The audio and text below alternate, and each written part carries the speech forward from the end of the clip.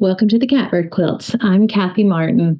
Today's video is an on my sewing table, which is really just a progress report of the quilt projects that I'm working on. And today I want to share with you my new project, a Kaffe project that I'm working on, and a scrap project. And you know I have a lot to say about it, so let's get started. So I recently did a video called The Dating Game, the Quilt Pattern Dating Game. And in that video, I picked Bachelor number 3, which was Sky by Zen Chic. And I have begun work on it. Some work. I haven't made all of my flying geese, and there are a lot of them, but I have made quite a few, and I've obviously picked some fabrics. So I thought I would show you those today. I don't know, just so you can see where I think I'm going with this.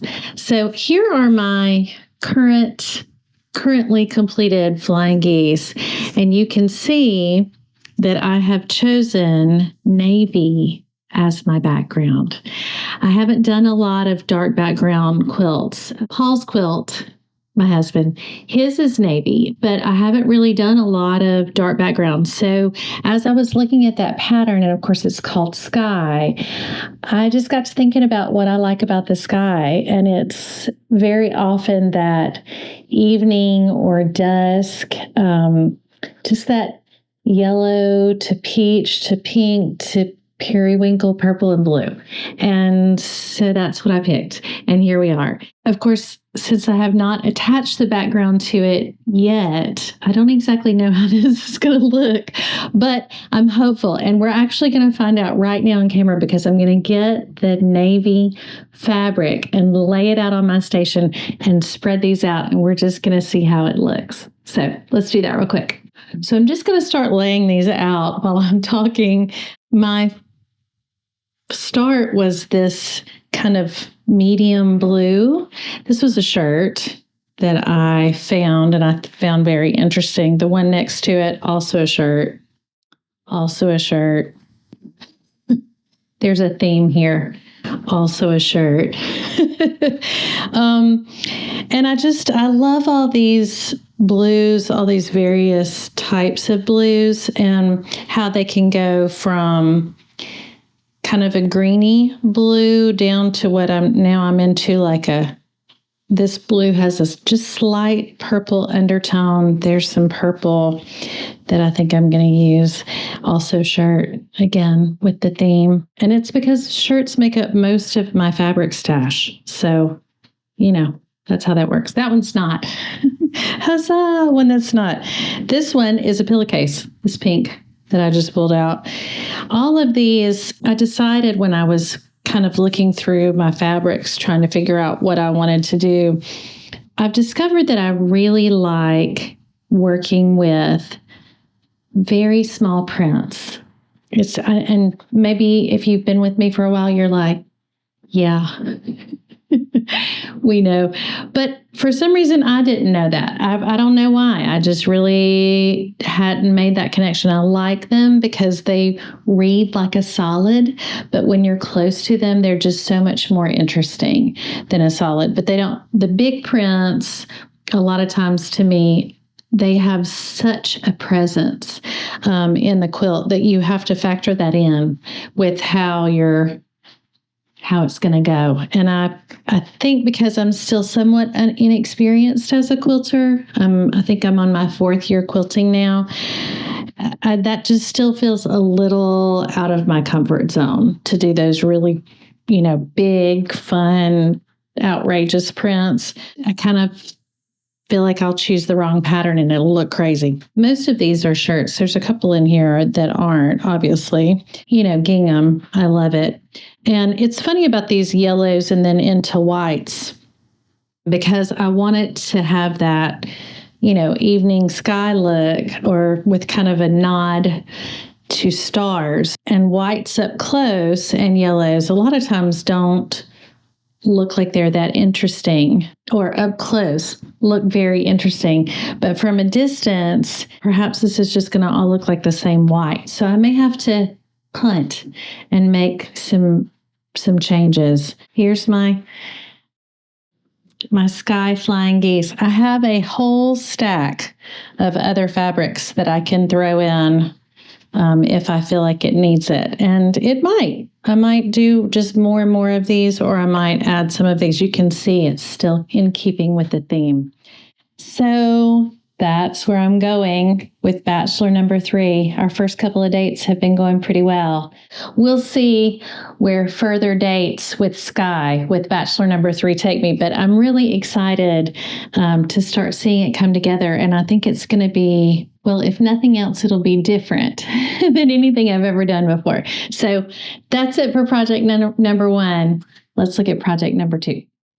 So it seems like I always have a K-facet project going now. I'm not really sure how that came to be, because one does not find K-facet fabric in the thrift store, but it does tend to find me through the generosity and challenge of friends. In the summer, I did actually a 2-part series on postage stamp quilts, and that is what is behind me. So little by little, I'm making a dent in that project. So it's the Postage Stamp Journey, and it is a free quilt pattern from Fat Quarter Shop, I think. We'll put the link in the description. But I'm at that place where I'm trying to decide how much bigger I want to make it, and I have some thoughts. Imagine that. I have some thoughts about K-facet and postage stamp quilts. But I do think that I'm going to actually not do many more. I think I'm going to add borders, which is new for me. I'm not really a big border girl. I've made a couple of quilts that have borders on them. But I think this is one that I'm going to adopt that lots of negative space with the borders to make it feel like those postage stamp blocks are kind of floating on a sea of white. We'll see. What I wanted to show you, I have these 2 blocks that will become 1 block. And as I was working the other day, I thought, gosh, it seems a shame to cut them all up, which is, of course, the way you have to make a postage stamp block. You do have to cut it. But once they get cut into these 1.5-inch strips, this is where they get really fiddly, right here. It's right here at this stage.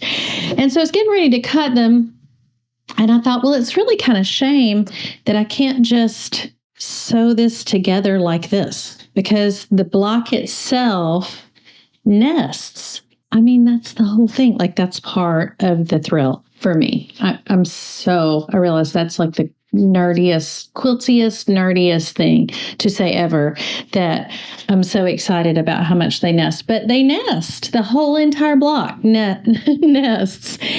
And so I got to thinking about that, and like, could I just sew it this way? And the answer is actually yes. Yes, you can. I did it this way. The downside to doing this is that where it becomes fiddly is getting them all to line up right here, as opposed to matching up another strip like this. And what I learned, which is why I wanted to share about this today, if you are making postage stamp blocks and you're doing this, and you can see how these will come together to make that alternating. If I were to sew this block to this block and then come back and cut it, making pairs, it's now in this fixed position. If you look behind me, you can see they're just a whole array, just all mixed up, makes it interesting. But if I sew this directly on top, just like I lined it up there, then every other strip will be in this order. So it'll go this brown, and then this kind of orange with green, and then the feathers, and that will be the way the whole block is. And so you'll actually be able to, your eye will be able to identify the pattern within the pattern. For me, I wanted it to really look like a motley crew of K-facet fabrics, because to me, K-facet is, the fabric is kind of a motley crew of colors and patterns. And so I ultimately decided that I was not going to do that. But I did want to show you it's kind of an interesting theory, and I wanted to show you some thoughts about that. This is a 10-inch block that you can get just out of a single sleeve. And so what I just did a little experiment. So I cut a 10-inch block out of each sleeve. I laid it down one on top of the other and marked that 1.5-inch line. And then I went back and actually sewed my little 1/4-inch seam allowance right to the left, just to the left of the edge and the marked line. And I wanted to show you what that looks like once I did that. That, unsurprisingly, just makes that. Can you see that? And it just makes these pairs, which then get sewn together. So you do the one set, cut it, and it makes a pair. And then the pairs get sewn together. And then if you wanted to, like I would plan to do in this case, is if I wanted to make it very much like this one, where they're alternating, then I could just turn this one on top of this, and I have that whole block nested situation. So once these get sewn together this way, and again, the fiddly part is not this single little strip like this. It becomes getting your little nesting pieces into each other and then marked and cut. And so that's what we have here. So these are now paired together. All I would have to do is mark them, sew it, and cut. And that's what I have right here. You can see. So I sewed right along the line and then cut just that 1.5. And now look, I have this little pair already put together. And so my little fiddly postage stamp pieces are actually already grouped in twos. Now I could have done this whole block, but I did this for an example. So at that point, the pairs get sewn together, and then you have this.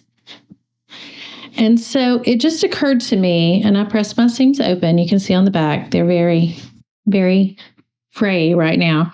I pressed my seams open, and I have this nifty little, probably going to be a coaster for my younger daughter who loves the big black and white contrast.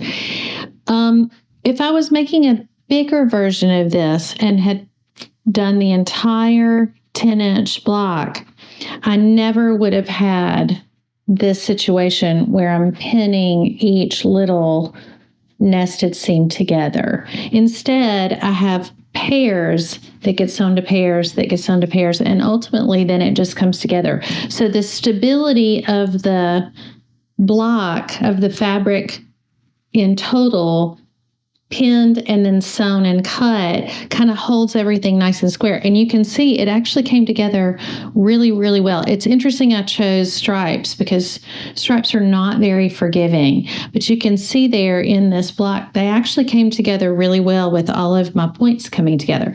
So do I think this is the best way to make a postage stamp block? Probably not. Is it a wonderful skill builder for nailing that 1/4-inch seam allowance? It is, because you can't use any of the cheats. You can't use the seam allowance tape because your fabric gets in the way of where your seam allowance sheet would be. So it really forces you to pay attention to that line and name and claim that 1/4-inch seam allowance. And then all it's a matter of cutting, pressing. So I don't know, just food for thought there. I'm not sure that's, the best exercise, or maybe it is. Or maybe if you're like me and you just love the feeling of those seams coming together, it's worth it. I did have the thought that if I am working on another project and I have a sleeve, I might just start making some of these, just a whole block of, whatever background and whatever, shirt I'm using, and then eventually have like it wouldn't be a St. Louis 16 patch. It'd be a bazillion patch, but kind of fun. Anyway, fun to think about. All right, so that is that. If you have thoughts on borders or no borders, put your comment in because I would love to hear your thoughts on that. And, it may be a month before I make a decision, but you'll eventually see what I decide. And now for the scrap project. It's widely known that scrappy is not really the way I lean. I tend to lean much more controlled and orderly. From my first quilt that I made, and when I realized, gosh, there's a lot of fabric in these shirts, I had this plan that I would save all of the extra pieces and make another kind of semi-scrappy quilt out of them. And my original 2 designs I did not like. I don't know, I just didn't care for it. And so what had started with 8 and some change inches strips of varying widths sewn together had just languished in a bag, in an Old Navy bag, in the other room, just wasting away. And then I saw Sister Chicks Quilting. My buddy Di did a video called No Pattern Scrappy Quilt. She did this great video about kind of redeeming your scraps and making these long strips. And I was like, that's the one. That's what I want to do. So I had these pieces like this. So I started sewing them together. You can see these have not quite been sewn together. And you can see, because it was from that quilt, they all are in the blue, gray, and yellow with some sprinkling of interesting things. And so I did that, sewed these together, and then following somewhat Di's video, I actually cut that down the middle to make these 4-inch strips. Now, I'll be honest with you, I cannot remember exactly how wide the strips were in Sister Chick's video, but I chose 4 inches because I felt very empowered by Di to just to go for it. And I did. And so I made these long strips, and then I got busy sewing them into these. Well, here's some more. I have lots of them now. Into these fun blocks. I'll be honest with you. I don't have a lot of rulers. I don't want a lot of rulers. And one of the things that Di uses in her video is a fantastic 12.5-inch square ruler. And that would be amazing if I had that, but I don't. And so I have learned how to trim these blocks without having the right size ruler. Moral of the story, you can pretty much use whatever ruler you have. You have to use your mat in tandem. But I got it kind of together. And as I got this part settled and I was working on my little opposing corners here, I realized that Di is so much freer than me as a person and quilter. And I will show you, became the centers of her quilt blocks were a little bigger than mine. And she was just happily and easily just lining them up. And I did not have as much luck as she did. And it's because she knows what she's doing and I'm learning. But what I wanted to show you, first of all, is how these blocks are coming together. I'm so excited about it. I think they are so pretty and so surprisingly interesting for basically just a white background and some strips. Now, Di did a really, really fun blue background, and she decided that white was going to be too, I think her word was boring, which is totally fine. I wanted the white because when I do scrappy, it's kind of curated. It's scrappy. See, also, I'm not as free as some more experienced and more creative quilters. But I had this color palette because they had all these scraps had come from the same quilt. And so what unified them for me was actually that white background. And look at this.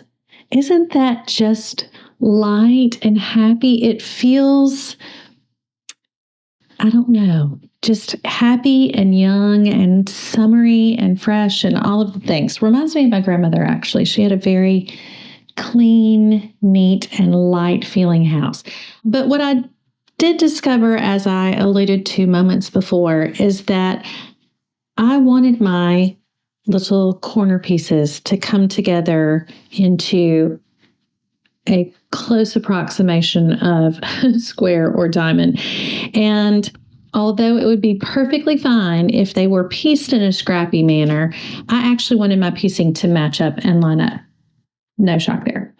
So what I discovered is all I had to do was take my handy dandy little 2.5-inch ruler and mark with anything. This happens to be a graphite pencil.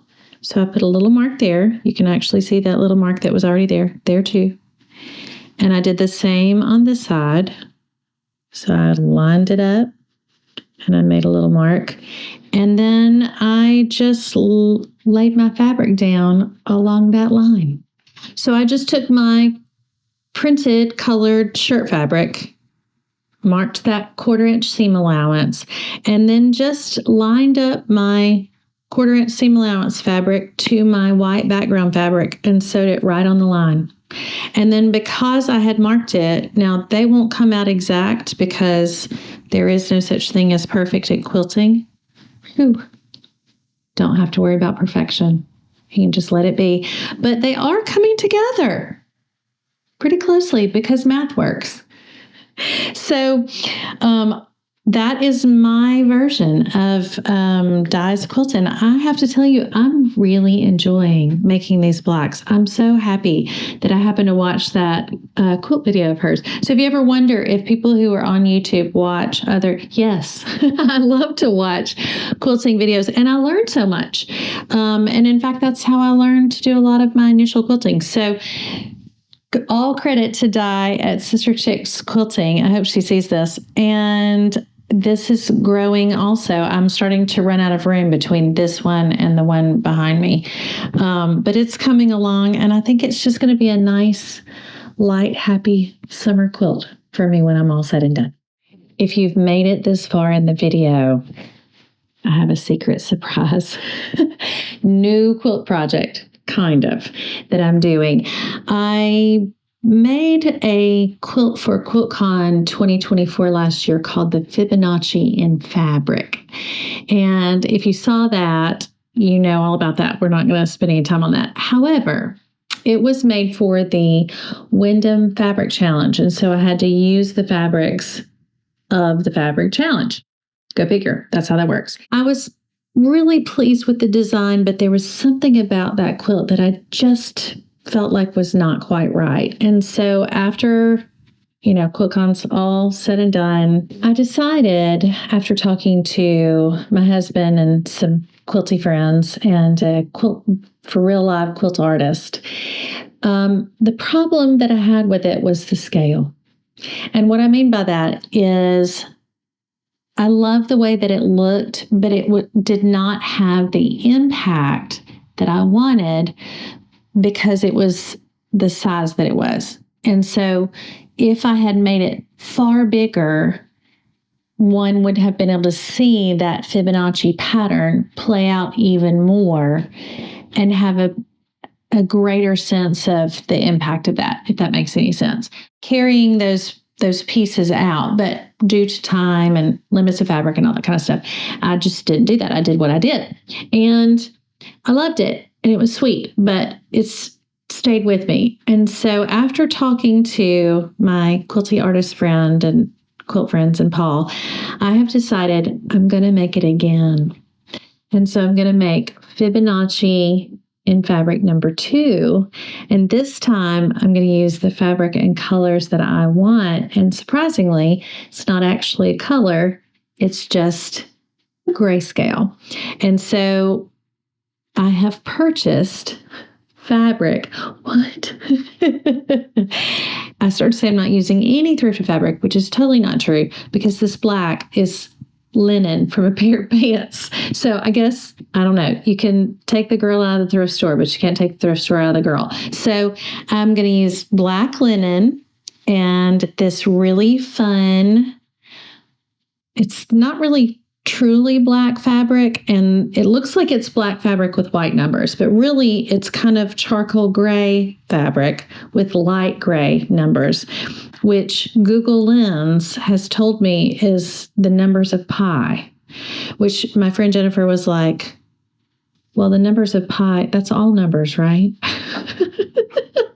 So it's all of the numbers. But apparently somewhere in this is the pattern of pi. And I just liked that concept. It's kind of like a nerdy math thing. And Fibonacci is already a nerdy math thing. I'm embracing my nerd right now. I'm embracing my math nerd. I'm embracing my quilting nerd. And then this, it's not really white, truly white. It's a slightly off-white. And it's from the Make Time line of fabric by Anila Hui. Sorry if I'm butchering that badly. And I like it because it has these tiny little, it's almost like pixels. It's just little tiny squares on top of a slightly darker, slightly more off-white background. So it's that kind of white on white. So we have the square plus the number, plus linen. It's like all my favorite things right here. And I'm going to make a big version of the Fibonacci. So who knows when I'm going to do that, and who knows when I'll get it together or how I'll quilt it. And if you are thinking to yourself, am I going to submit it to QuiltCon? Well, not this year, but maybe in the future. We'll see how it comes out. And so when I decided to fix the scale, I thought I would just do exactly what I wanted, and that's where we are. So we'll see. It'll be here eventually, and you'll get to see what happens with it. Maybe I'll update it on Instagram as I go. But anyway, that's the project report for today. All done. I hope you have some thoughts about whether I should use borders or not in my evening sky and anything else. Please put your comments below. Love to read them and respond to the ones that I can get to. And I'm so thankful to have you here with me. I hope this has been fun and maybe an encouragement to you to either start a new project or finish one up. I'm Kathy Martin. This is the Catbird Quilts. Thanks so much for watching.